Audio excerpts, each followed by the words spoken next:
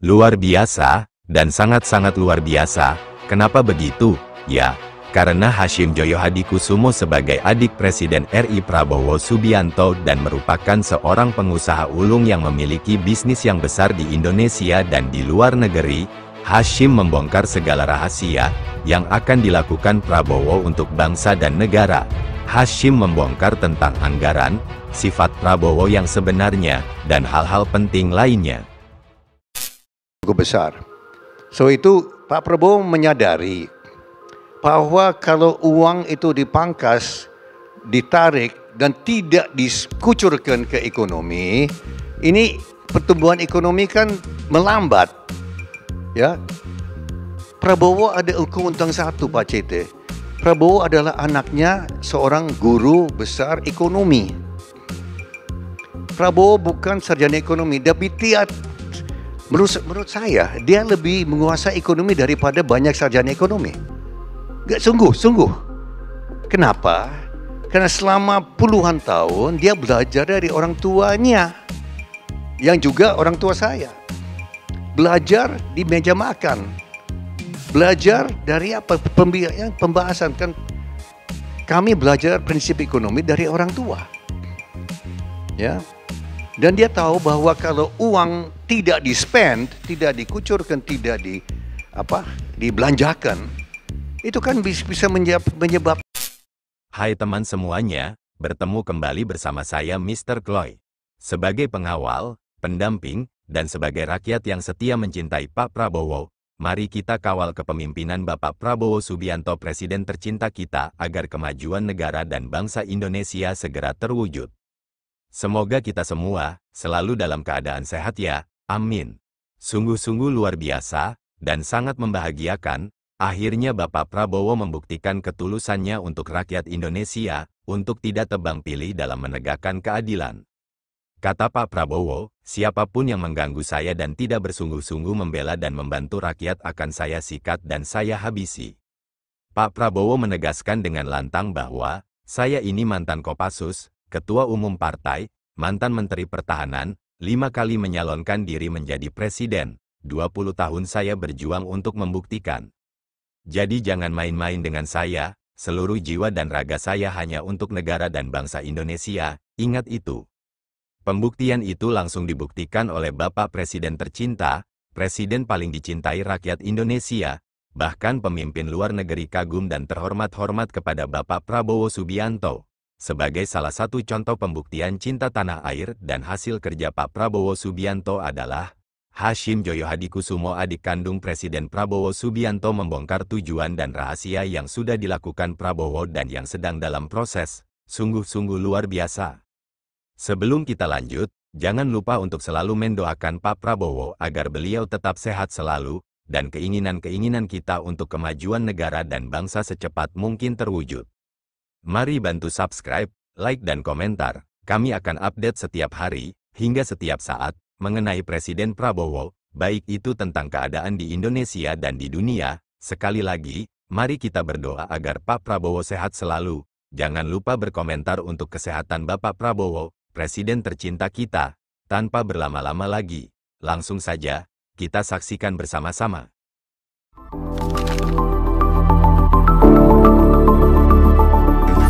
Kak Chloe.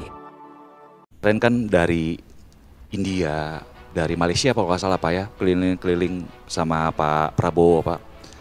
Ada kabar apa nih Pak? Investasi di sektor ESG atau apa yang bisa di-share Pak ke kita Pak? Dan mungkin ada kabar-kabar bagus Pak terkait investasi atau ekonomi. Dari India, sebetulnya pihak India sangat tertarik, sangat berminat untuk ikut partisipasi dalam program-program yang akan datang. Ya. Namun mereka juga ada curhat. Mereka juga curhat, ada keluhan. Karena ternyata neraca perdagangan Indonesia-India sangat memadai bagi Indonesia. Kalau nggak salah defisit perdagangan itu mencapai sampai 13 miliar dolar. Itu memadai bagi kita, positif bagi Indonesia. Kenapa? Karena mereka adalah konsumen sawit, ya kelapa sawit dan konsumen batu bara. Ya, batu bara besar, sawit besar. Itu keluhan-keluhannya yang saya sendiri terima. Saya dapat dari Menteri Perdagangan, itu ada imbauan sekaligus ancaman yang saya dapat. Ancaman yang secara diplomatis ancaman, tapi ancaman juga. Kalau Indonesia tidak imbangi dan berusaha menutupi defisit yang besar, India akan cari sumber-sumber lain.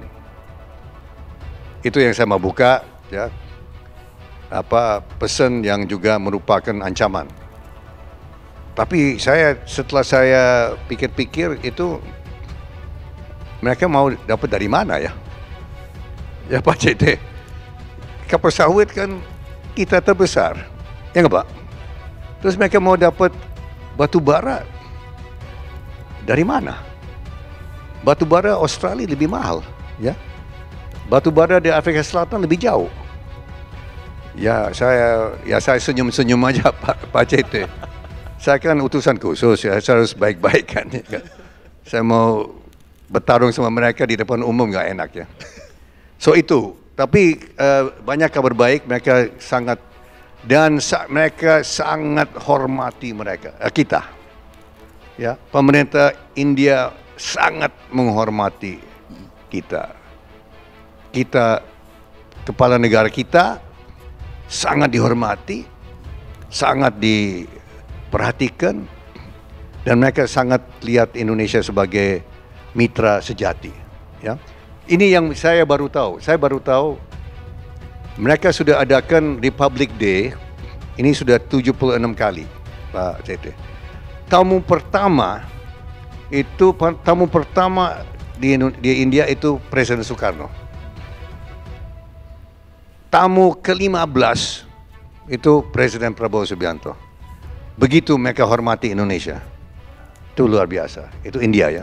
Nah, kalau Malaysia, kami mendarat dengan berita ada penembakan.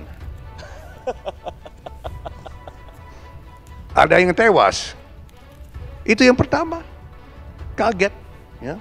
Wah ini jangan-jangan sengaja ya. Kita pikir wajah sengaja ini untuk merusak ya. Hubungan begitu baik. Pak Prabowo dan Pak Anwar Ibrahim itu mereka adalah kawan dekat sejak tahun 95. Prabowo masih kolonel, belum brigjen. Pak Anwar Ibrahim Menteri Keuangan dan Wakil Perdana Menteri. Dan waktu Pak Anwar Ibrahim masuk penjara cukup lama, Pak Prabowo sering komunikasi dengan beliau.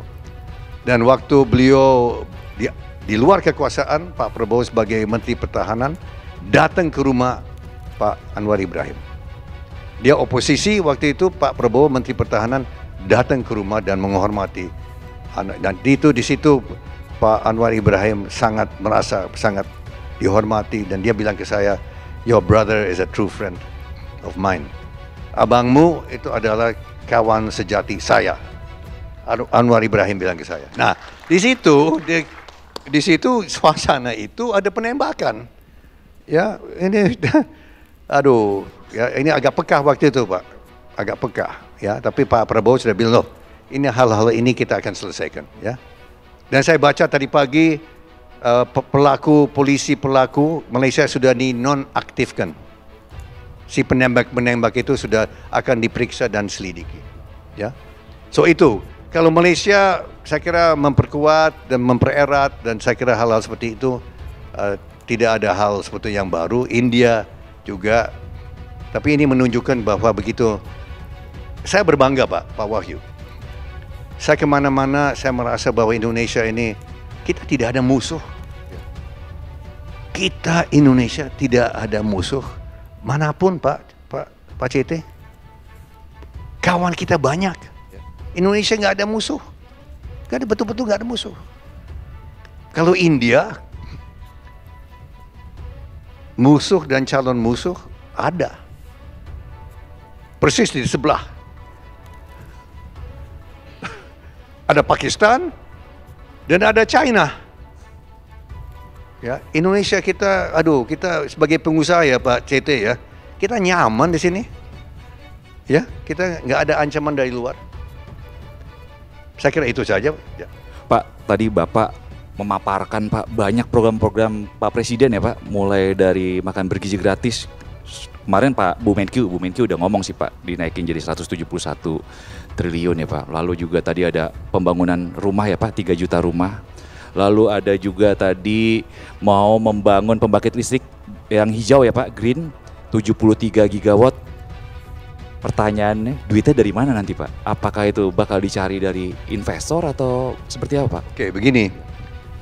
Untuk makanan gratis tambahan 100 triliun, Pak Prabowo ambil dari anggaran yang dipangkas. Dipangkas 306 triliun dan sebetulnya lebih besar. Lebih besar lagi, karena ini tidak termasuk dividen dari BUMN. Ini tidak termasuk dividen dari BUMN. Kalau tidak salah 170 triliun kalau tidak salah. Tapi kembali ke BUMN berapa dan tetap ditahan oleh pemerintah cukup besar.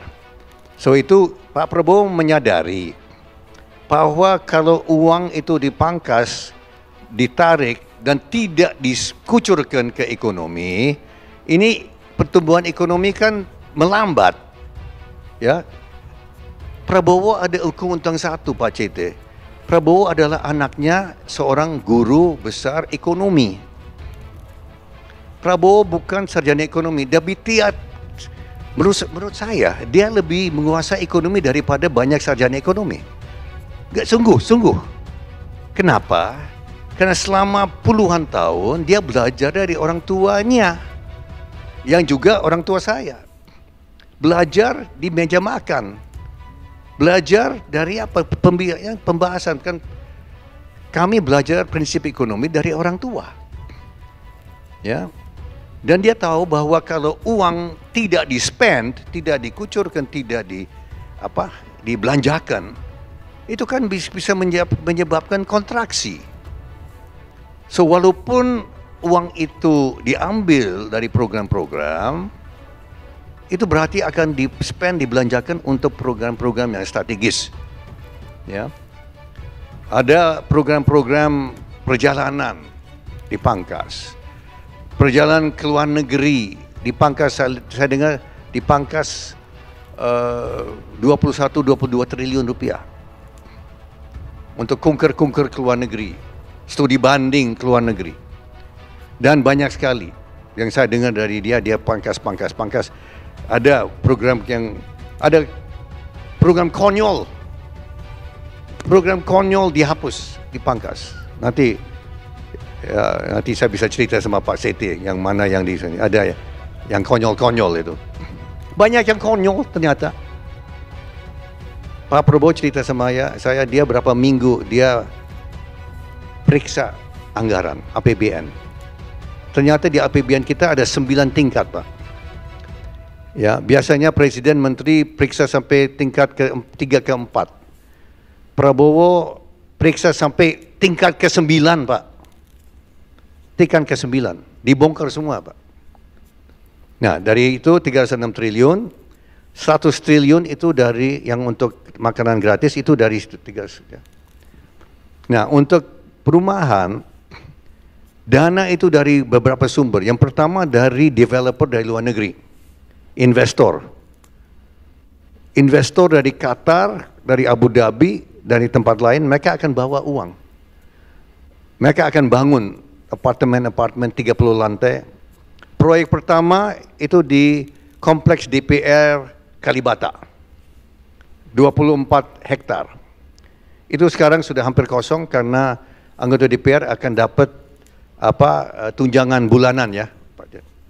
Mau sewa di mana terserah. Tapi 24 hektar itu ditujukan dan saya dengar investor Qatar akan bangun tower-tower. Dan ini adalah untuk Gen Z, Gen milenial yang belum punya rumah. Ternyata ratusan ribu Gen Z dan milenial tidak mampu beli rumah dan sewa apartemen rumah di Jakarta. Mereka banyak tinggal di Kerawang, tinggal di di Serang, tinggal di Purwakarta. Pemerintah nanti akan utamakan Gen Z dan milenial untuk punya rumah. Ini adalah untuk menengah ke bawah. Menengah ke atas itu kan mampu sendiri.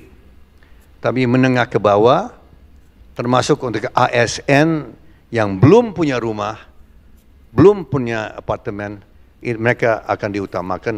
Dan nanti dana dari Danantara akan nanti ditempatkan di bank-bank yang mau ikut program perumahan. Misalnya BTN, BRI, bank-bank himbara, itu nanti akan diberikan likuiditas oleh pemerintah. Dalam hal ini Danantara saya dengar akan nanti tempatan-tempatan ada deposito penempatan untuk nanti biayai ya mortgage 20 tahun jadi 30 tahun. So ini dari likuiditas dalam negeri yang besar, BPJS, LPS, Bakti. Indonesia sesungguhnya kita punya likuiditas luar biasa. Ratusan triliun Pak CT. Tapi selama ini tidak digunakan oleh real economy. Saya kira Pak CT udah tahu itu ya. Ya, so ini kita mau pakai dana itu untuk investasi-investasi yang berguna.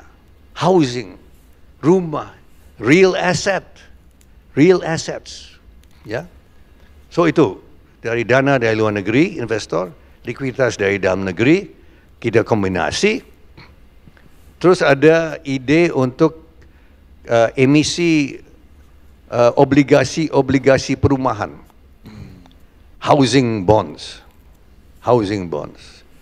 Ada ide misalnya, tapi belum disetujui, tapi daripada tax amnesty yang dampaknya kita juga ragukan ya. Yang pertama, ada ide untuk keluarkan obligasi perumahan. Orang Indonesia yang punya uang di luar negeri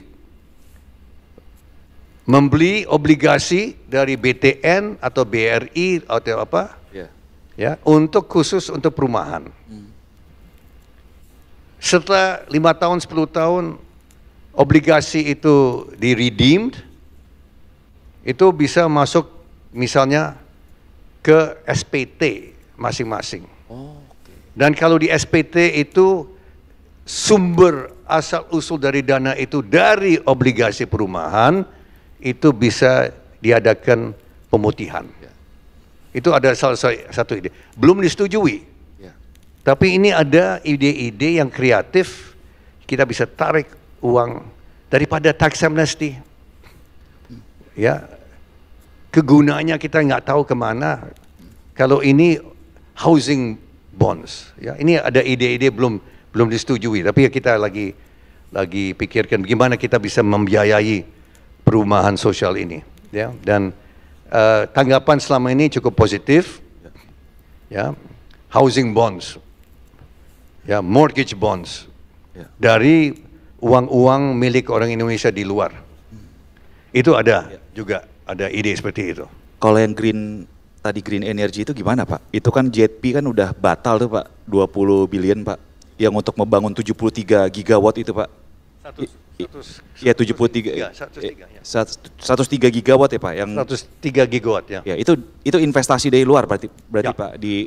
So begini, kalau tidak salah PLN sedang menyiapkan beberapa rencana untuk menarik investor dari luar negeri. Tanggapan dari China, saya sudah 3 kali ke China tahun lalu, tanggapan besar, ya. Dan ada dari negara lain, misalnya dari Jepang, dari Korea, banyak yang tertarik untuk membiayai, untuk invest, ya, tenaga bayu, wind, tenaga surya, ya, geothermal, banyak. So ini kita harapkan banyak dari luar negeri. Oke lah, teman semuanya, apakah kalian punya pendapat lain? Jika ada silahkan berkomentar. Jika kalian menyukai, silahkan komentar, like dan share. Ingatlah teman semuanya, kita punya hak untuk berkomentar. Kebebasan berpendapat adalah hak setiap warga negara untuk menyampaikan pendapatnya. Berkomentarlah.